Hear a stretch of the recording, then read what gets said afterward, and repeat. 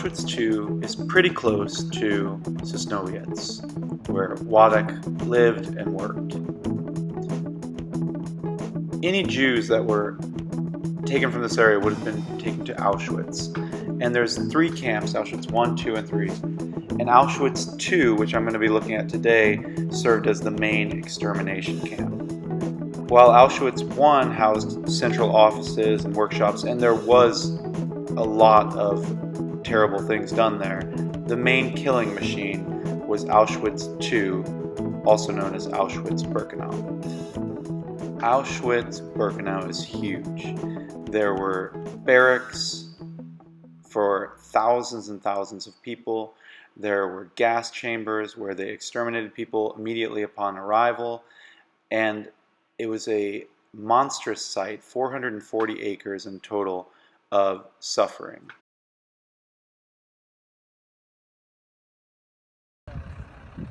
This is Auschwitz-Birkenau from outside the gates, and what you're going to see here is the famous opening gate right here. This is where the trains came through the center, and you can see in this picture right here the exact same gate with a train heading right through that center door and thousands of people right outside the gates. Once you came through that doorway on the train, you would head all the way back to the back of Auschwitz, and you would have one of 2 fates. You would either be immediately exterminated, put in gas chambers, or you would be sent to live in the barracks, either on the men's side or the women's side. You can see here the remains of the barracks. They were wooden, so they were garbage and fell apart easily, and not that many remain. You can see some of the remains on that side, and then some complete barracks on the other side, which have actually been maintained so that people can still see them today.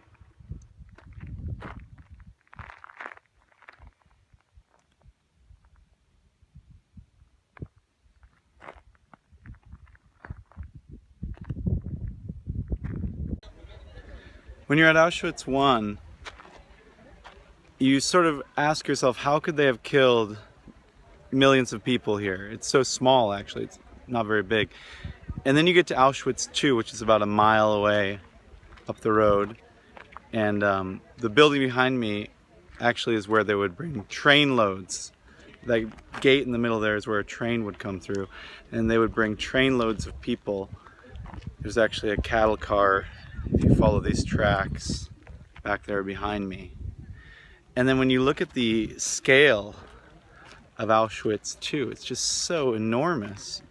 You understand that this was this huge killing machine, and people would only be here for a little while. So I think about Vladek and Anya and how they were separated here and lost in the vastness of this place. It's 440 acres, it's massive, and you can see the scale behind me. Most of these are ruins. Some of the buildings are still standing and being preserved for the sake of museums. When Vladek and Anya arrived to the camps, they would have arrived through this huge gate you see behind me.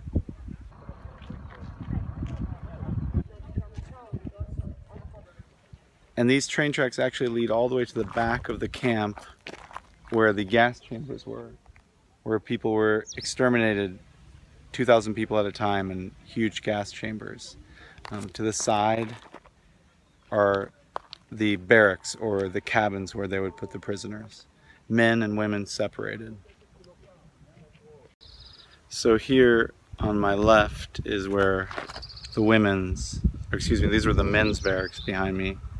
And then on the other side of this road were the women's barracks. And you can see you could have potentially communicated across the gates, but it's maybe 100 feet or something like that. So it would have been difficult. And I'm sure the guards discouraged it. So any news of Anya would have been hard to get, even if they were in the same section of Auschwitz.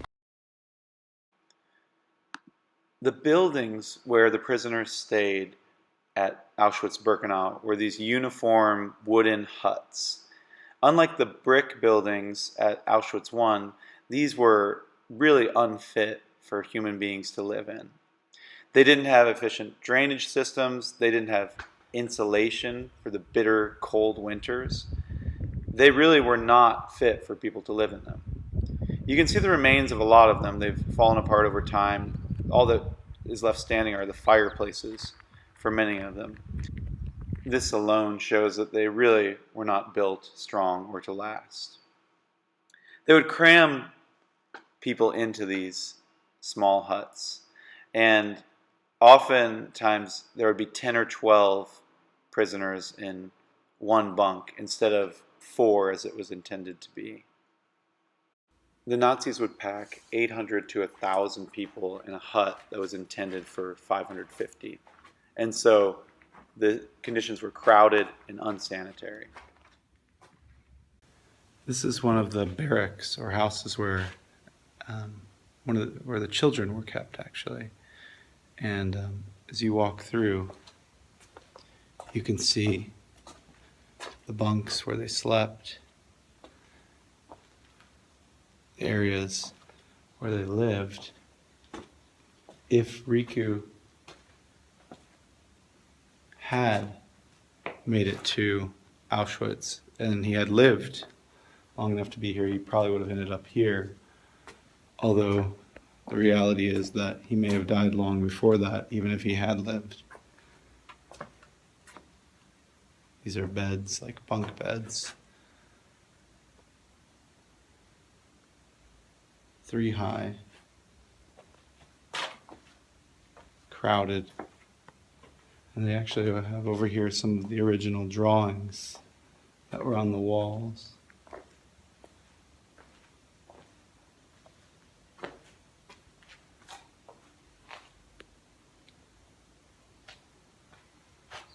I'm not sure if these were here to cheer the children up or what.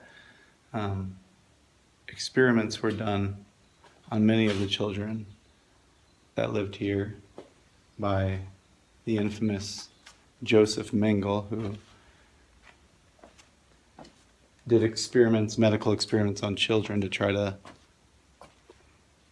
learn more about humanity and science, but he tortured and was cruel because of his belief that Jews were not people, or at least not as equal of people. So if you took the train tracks all the way back to the far back of Auschwitz, you would come to the gas chambers. And they were all in the back. These tracks led to them, and then you can see the remains of a crematorium over there on the right.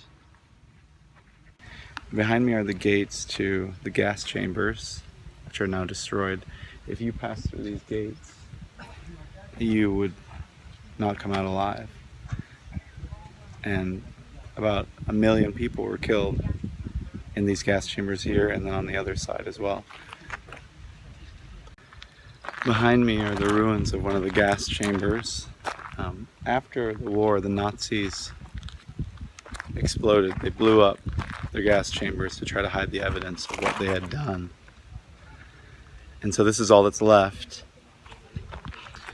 This long room or hallway was the dressing room, or the remains of it. The sunken ground is where they would crowd 2,000 people in, and they would get undressed, thinking they were just taking a shower.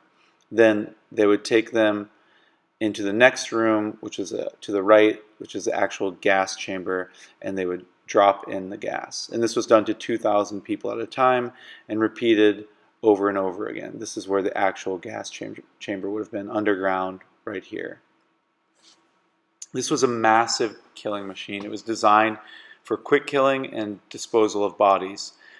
They would kill and then take them up an elevator to burn them and dispose of them.